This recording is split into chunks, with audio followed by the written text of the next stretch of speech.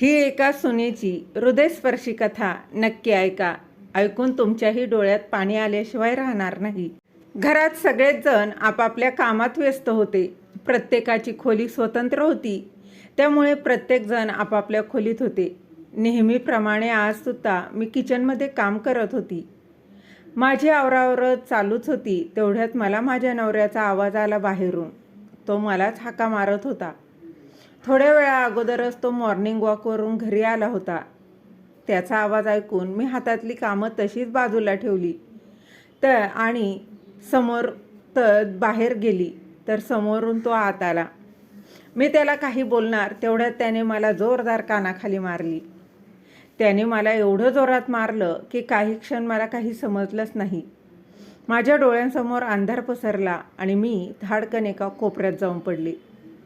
त्या मारण्याचा सगळीकडे इतका आवाज पसरला होता. आतापर्यंत प्रत्येक खोलीत तो आवाज गेला. माझा दीर, सासरे, सासू, नणंद सगळे हॉलमध्ये आले. जिथे मला माझ्या नवऱ्याने जोरात कानाखाली मारली तिथेच माझी सासूबाई तिथेच बाजूला उभ्या होत्या. तिला तर जणू आनंदच झाला होता आपल्या मुलाचा तो पराक्रम बघून. तिच्या चेहऱ्यावर एक प्रकारची लढाई जिंकल्याचा भाव होता, कारण तिच्या मुलाने तिच्या मनाचं समाधान केलं होतं. खरंच आज माझा नवरा माझ्या कानाखाली मारून मला कमजोर असं आहे समजत होता. त्यामुळे माझ्या सासूला आपल्या मुलाचं कौतुक वाटत होतं. तिचंही बरोबरच होतं, कारण शेवटी तो तिच्या दुधाचा कर्ज फेडत होता. माझ्या नवऱ्याचा हात माझ्या गालावर खूप जोरात पडला होता. मी धडपडत लांब जाऊन पडली होती. काही वेळ मी शुद्ध हरपल्यासारखी वागत होते. मला वाटत होतं की माझ्या बाजूने कोणीतरी म्हणजेच माझ्या नवऱ्याला बोलेल, पण उलट माझे सासरे म्हणाले की अजिबात लाज लज्जा नाही हिला, सगळ्या घरातल्या समोर उभे राहते. सासरे आणि दीर आहे, पण हिच्या डोक्यावर पदरसुद्धा नाही.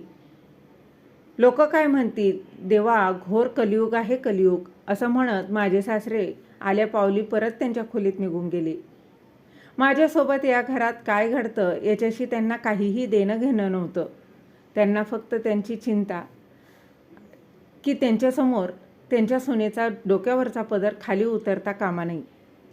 माझे सासरे असे बोलून गेल्यावर माझ्या नवऱ्याने मला हाताला धरून जोरात फरफटत मला आमच्या खोलीत नेलं.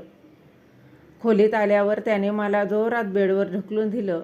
हे सगळे इतक्या लवकर घडलं की मला काही समजतच नव्हतं. मी अगदी बेशुद्ध पडल्यासारखी तिथेच पडली होती. बऱ्याच वेळाने मला शुद्ध आली, पण तोपर्यंत बराच वेळ निघून गेला होता. मला तर हे कळलंच नाही की माझ्या नवऱ्याने मला कानाखाली का मारली होती. माझ्याकडून अशी कोणती चूक झाली होती. आमच्या लग्नाला आताशी महिना दीड महिना झाला होता, पण हा महिना काही स्वप्नांसारखा नव्हता. एका दुर्घटनेत माझी आई आणि बाबा दोघे वारले. त्यानंतर माझा सांभाळ माझ्या मामा मामीने केला. सगळ्यांच्या सांगण्यावरून आणि आपली जबाबदारी पूर्ण करण्यासाठी त्यांनी घाईघाईत माझं लग्न या घरात लावून टाकलं. कारण आमच्या कुटुंबात मुलगी फक्त मी एकटीच होते. माझ्या मामा मामीला एकच मुलगा होता. माझ्या आईच्या नावावर खूप प्रॉपर्टी होती आणि ती सर्व प्रॉपर्टी आता माझ्या नावावर होती. ही गोष्ट माझ्या सासरच्या लोकांना चांगलंच माहीत होतं आणि म्हणूनच ते स्वतः माझ्यासाठी त्यांच्या मुलाचं स्थळ घेऊन आले होते. माझ्या सासरच्या लोकांना वाटत होतं की लग्नानंतर ती सगळी प्रॉपर्टी मला मिळेल, पण मी ती घेतली नाही आणि माझ्या मामा मामीला मी हे सांगितलं की मला आता याची गरज नाही. माझ्या मामा मामीचा माझ्यावर खूप जीव होता.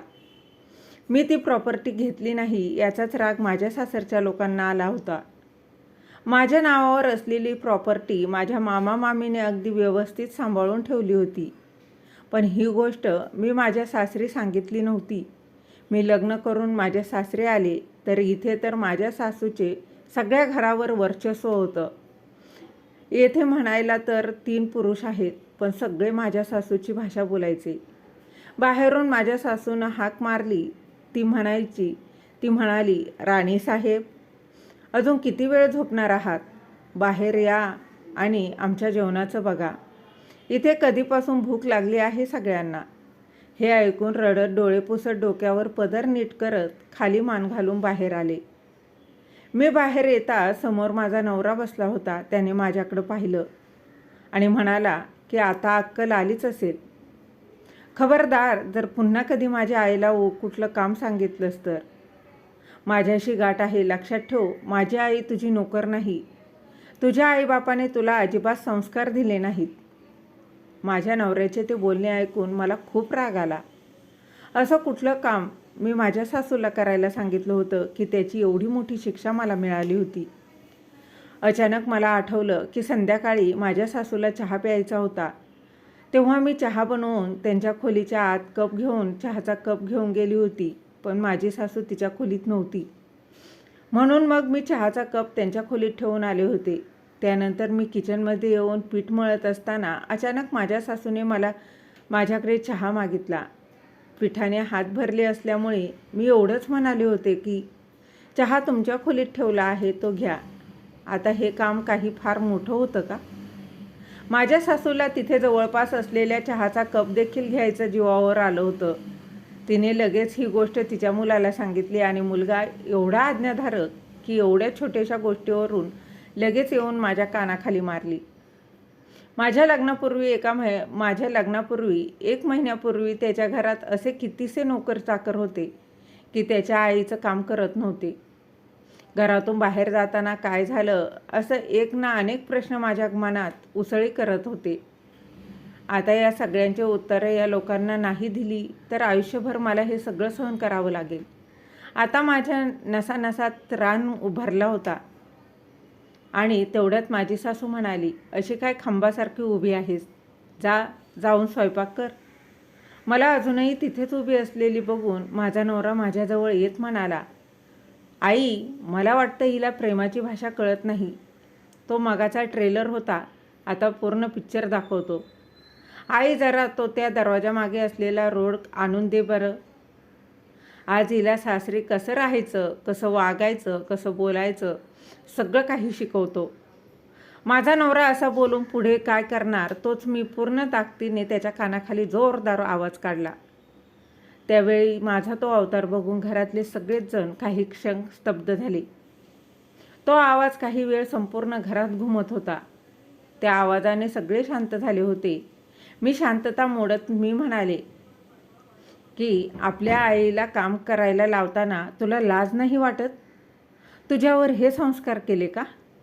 त्यांनी तुला हे नाही शिकवलं की म्हाताऱ्या आईकडून काम करून घेत नाहीत? मी हे असं बोलत असतानाच माझा नवरा त्याचा गाल चोळतच रागाने माझ्याकडे बघत होता. तेवढ्यात माझी सासू पुढे म्हणाली की तुझी हिंमत कशी झाली माझ्या मुलावर हात उचलायची? कसली बाई आहेस तू? आपल्या नवऱ्याचा मानसुद्धा नाही राखत. तुला फालतू बाई, तुला लाज अजिबात वाटत नाही. कमीत कमी थोडी लाज तरी ठेवायची. नवऱ्यावर हात वगैरे वगैरे. मी म्हणाले, वा सासूबाई, तुम्ही तर खूप महान आहात. मुलाने सुनेला मारलं तर त्याचा पराक्रम वाटला, कौतुक वाटलं, आणि तेच जर सुनेनं आपल्या नवऱ्याला उलट मारलं तर ती वाईट. मी सगळं सहन करणाऱ्यातली नाही. तेवढ्यात माझे सासरे म्हणाले की हिला घरातून हाकलून द्या घराबाहेर. आईबाप तर नाहीच. मी पण बघतोय मामा मामी किती दिवस हिला सांभाळतील. ते तिला अजिबात सांभाळणार नाही. तेवढ्यात माझे मामा मामी तिथे आले. मामा म्हणाले की मामा मामी नक्कीच सांभाळतील. आपल्या लेकीचं लग्न लावून दिलं आहे, विकली नाही तिला.